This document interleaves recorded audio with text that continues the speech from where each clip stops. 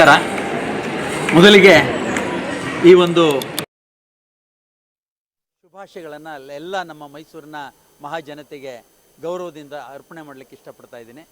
ಈ ಒಂದು ನಮ್ಮ ಒಂದು ಮೈಸೂರು ವಿವೇಕಾನಂದ ಯೋಗ ಶಿಕ್ಷಣ ಮತ್ತು ಸಂಶೋಧನಾ ಸಂಸ್ಥೆ ಮತ್ತು ಮೈಸೂರು ಜಿಲ್ಲಾ ಯೋಗ ಸ್ಪೋರ್ಟ್ಸ್ ಫೌಂಡೇಶನ್, ಗ್ಲೋಬಲ್ ಯೋಗ ಫೋರಮ್ ಮತ್ತು ಕರ್ನಾಟಕ ರಾಜ್ಯ ಅಮೆಚೂರ್ ಯೋಗ ಸ್ಪೋರ್ಟ್ಸ್ ಅಸೋಸಿಯೇಷನ್ ಹಾಗೂ ಮೈಸೂರಿನ ಎಲ್ಲ ಯೋಗ ಸಂಸ್ಥೆಗಳ ನೆರವಿನಿಂದ ಈ ದಿವಸ ಸತತವಾಗಿ 35ನೇ ವರ್ಷದ ಈ ಒಂದು ರಥಸಪ್ತಮಿಯ 108 ಸಾಮೂಹಿಕ ಸೂರ್ಯ ನಮಸ್ಕಾರದ ಕಾರ್ಯಕ್ರಮವನ್ನು ಅತ್ಯಂತ ಅದ್ಧೂರಿಯಾಗಿ ಯಶಸ್ವಿಯಾಗಿ ಮುಕ್ತಾಯ ಮಾಡಿದೆ. ಇದರ ಅಂಗವಾಗಿ ನಡೆದಂಥ ಒಂದು ಸ್ಪರ್ಧೆಗಳು ಅಂದರೆ ಯೋಗಕ್ಕೆ ಸಂಬಂಧಪಟ್ಟಂಥ ಸ್ಪರ್ಧೆಗಳು, ಯೋಗಾಸನ ಸ್ಪರ್ಧೆ, ಯೋಗದ ರಸಪ್ರಶ್ನೆ ಕಾರ್ಯಕ್ರಮಗಳು, ಹಾಗೆಯೇ ಈ ಒಂದು ಯೋಗಕ್ಕೆ ಸಂಬಂಧಪಟ್ಟಂಥ ಪತಂಜಲಿ ಯೋಗ ಸೂತ್ರ ಮತ್ತು ಯೋಗಕ್ಕೆ ಸಂಬಂಧಪಟ್ಟಂಥ ಚಿತ್ರಕಲಾ ಸ್ಪರ್ಧೆ, ಈ ಎಲ್ಲದರಲ್ಲಿ ಬಹುಮಾನಗಳನ್ನು ಪಡೆದಂಥ ಎಲ್ಲ ಸುಮಾರು 295 ಸ್ಪರ್ಧಿಗಳಿಗೆ ಬಹುಮಾನ ಸಹ ಈ ದಿವಸ ನಾವು ವಿತರಣೆಯನ್ನು ಮಾಡ್ತಾ ಇದ್ದೀವಿ. ಇದು ಗಣಪತಿ ಸಚ್ಚಿದಾನಂದ ಆಶ್ರಮ ನಂಜನಗೂಡು ರೋಡ್ನಲ್ಲಿರುವಂಥ ಈ ಆಶ್ರಮದಲ್ಲಿ ಗಣಪತಿ ಸಚ್ಚಿದಾನಂದ ಸ್ವಾಮೀಜಿಯವರ ಒಂದು ಆಶೀರ್ವಾದದೊಂದಿಗೆ ಮಾರ್ಗದರ್ಶನದೊಂದಿಗೆ ಈ ಕಾರ್ಯಕ್ರಮ ಅದ್ಧೂರಿಯಾಗಿ ನಡೀತಾ ಇದೆ.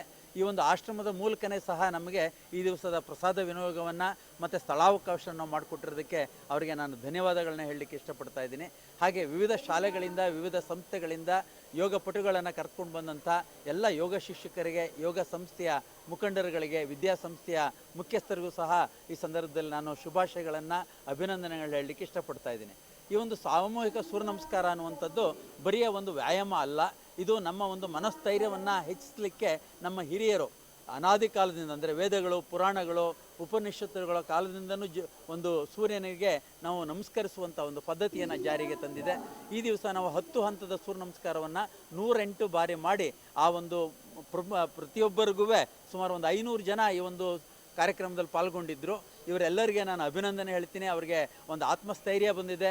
ಹಾಗೆ ಅವರಿಗೆ ಆ ಒಂದು ಆತ್ಮಸ್ಥೈರ್ಯದಿಂದ ಜೀವನದಲ್ಲಿ ಪ್ರತಿಯೊಂದು ಹಂತದಲ್ಲಿ ಕಷ್ಟವಾದ ಸನ್ನಿವೇಶವನ್ನು ಸುಲಭವಾಗಿ ಎದುರಿಸುವಂಥ ಒಂದು ತಾಳ್ಮೆ, ಹಾಗೆ ಆ ಧೈರ್ಯ ಈ ಒಂದು ಸಂದರ್ಭದಲ್ಲಿ ಮೂಡುತ್ತೆ.